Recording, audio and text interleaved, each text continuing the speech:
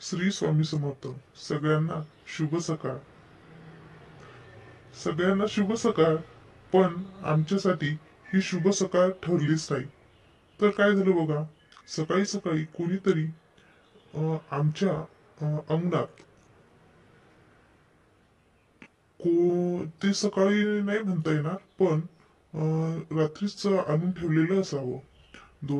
तीन लिंब आणि एक ते जे बाहुलं असतं ते जादूटोण्याचं बाहुलं म्हणतात त्याला, ते काळं.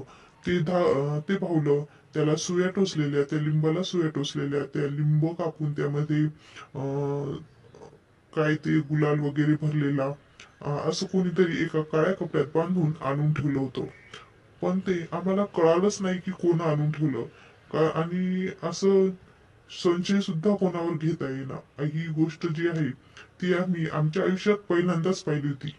जादूटोना वगैरे हे जे आहे हे आम्ही फक्त ऐकलं होतं आणि विश्वासही नव्हता की हे जादूटोना हे वगैरे असते, खरं असते. पण हे खरं तर नाहीच आहे.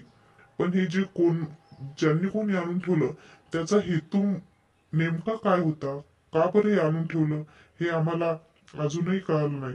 त्याला म्हणजे एवढं काय आमच्याविषयी एवढं तिरस्कार, एवढा कसला राग आहे आमचा की त्याने ते जादूटोणा आमच्या इथे आणून ठेवला. पण हे बघा मित्रांनो, मी तुम्हाला सांगत आहे जादूटोणा, पण हे जे जादूटोणा आहे हे काहीही नसते. ती फक्त आणि फक्त आपल्या मनाची एक भावना असते. ती कोणीतरी आणून ठेवलं की चला बा, हे यांना आपण जादूटोणा करू. पण हे आम्ही, मी आणि आमचे घरचे हे कोणीही या जादूटोण्याला मानत नाही. त्या जो ज्यांनी हा जादूटोणा आणून ठेवला त्याला म्हणायचं, तुला एवढंच म्हणजे तुझ्या जादूटोण्यावर विश्वास आहे तर तू भारत आणि पाकिस्तानच्या सीमेवर जाऊन ठेव ना. तिथं जाऊन सिद्ध कर ना तू की तुझा जादूटोणा कसा आहे म्हणून, हे की नाही. आमच्यावर का बरं तू जादूटोण्याचं हे करत आहेस. तुझ्या जादूटोण्यामुळं आपल्या भारत सरकारला, आपल्या भारताला किती आणि किती मोठं हे फायदा होणार आहे.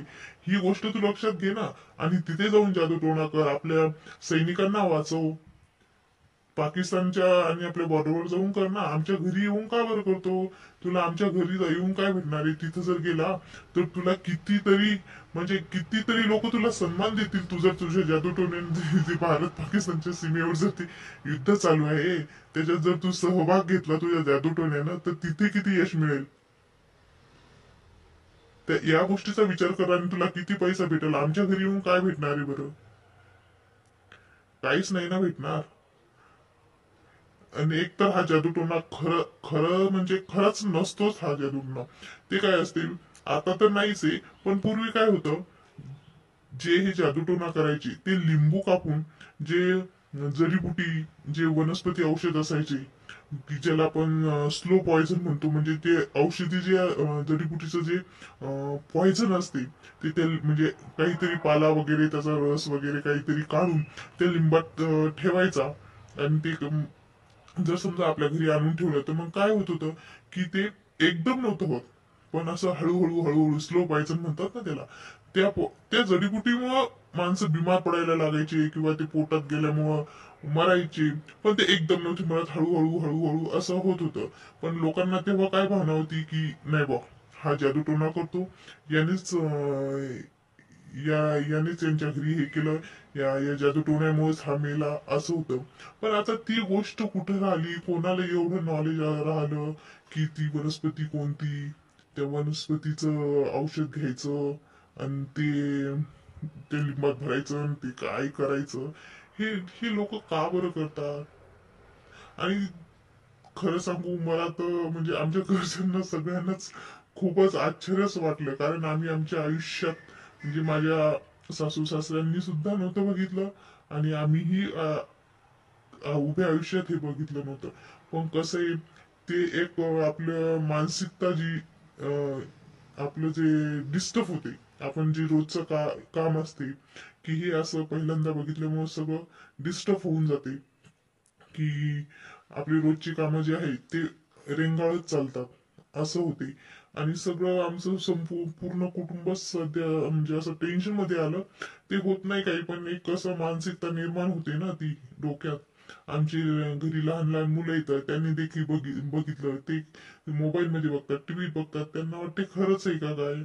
पण करणाऱ्यांनी म्हणजे असं कशासाठी केलं हे सुद्धा आम्हाला कळत नाहीये. काय, जाऊ द्या. पण आम्ही या गोष्टीचा हेच नाही करत. पण एक बघा, आमच्या घरी या म्हणजे हे ठेवायच्या अगोदरच म्हणजे आमच्या घरचं जे आहेत, म्हणजे मोठे माणूस आहे समजा माझे सासरे बुवा, ते बिमार पडले होते, आजारी पडले होते. कदाचित ते लिंबू ठेवल्याच्या नंतर जर ते पडले असते, आजारी पडले असते, तर आमचा एक म्हणजे भावना म्हणजे एक मानसिकता तयार झाली असती की या लिंबामुळेच पडले हे झाले म्हणून. पण नाही मित्रांनो, आम्ही यापेक्षाही जास्त अजूनही त्याच्यावर मात करून अजूनही खुश राहू. ज्यांनी कमी केलं ना त्यांचे म्हणजे आम्हाला तर माहित नाही, पण आम्ही असं दाखवतो म्हणजे आमचं आहेच. आमची फॅमिलीच अशी एक घट्ट आहे की ती काहीच करू शकत नाही. कारण आमचं जे फॅमिलीतलं बॉन्ड आहे, जे भावाभावांचं बॉन्ड आहे, ते एकदम परफेक्ट आहे. आणि कदाचित त्यामुळेच आमची फॅमिली विस्कटाव म्हणून काही कोणाच्या तरी डोळ्यात येत असेल, म्हणूनच त्यांनी हे करण्याचा प्रयत्न केला असेल. कारण आमचं इतकं हस्तगत कुटुंब आहे, तेच कोणाला तरी बघवत नाही असं तरी आम्हाला वाटतंय. जाऊ द्या मित्रांनो, तुम्ही अशा जादूटोण्यावर विश्वास ठेवू नका, अंधश्रद्धेला बळी सुद्धा पडू नका. ही सगळी अंधश्रद्धा आहे. कसं आहे, भोंदू बाबा जे आहेत ते म्हणतात की मी हे करतो आणि ते करतो, त्यामुळे काही जे पागलच लोक म्हणता येईल ते जातात त्यांच्याकडे आणि करून घेतात. आणि ते ते भोंदू बाबा जे आहेत त्यांना लुबाडतात आणि ते त्यांनाही वाटते की ते होते. पण कसं आहे, एखाद्या वेळेस काय होते, नेमकं ती जादूटोणाचं आणि आपला जे काय म्हणतात त्याला हे होते, त्याचा मॅच होते. म्हणजे काय म्हणता येईल त्याला, की नेमकं कोणीतरी आणून ठेवायचं आणि त्याच टाइमला घरी कोणी बिमार पडायचं किंवा काही व्हायचं, समजा दुर्घटना व्हायची. आपल्याला वाटते की त्याच्यामुळेच व्हायला, पण हे काही नसते मित्रांनो. हे सगळं सगळं आणि सगळं अंधश्रद्धा असते. तुम्ही या अंधश्रद्धेला बळी पडू नका. श्री स्वामी समर्थ.